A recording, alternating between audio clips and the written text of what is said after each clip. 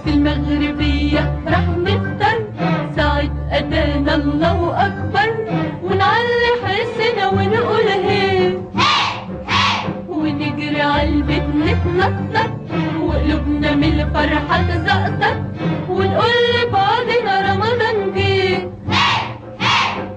افرحوا يا بناتي يلا وهيصوا، رمضان اهو نور فوانيسه، يا حلاوة الدين والقمر الدين وكياس النقل وقراطيسه.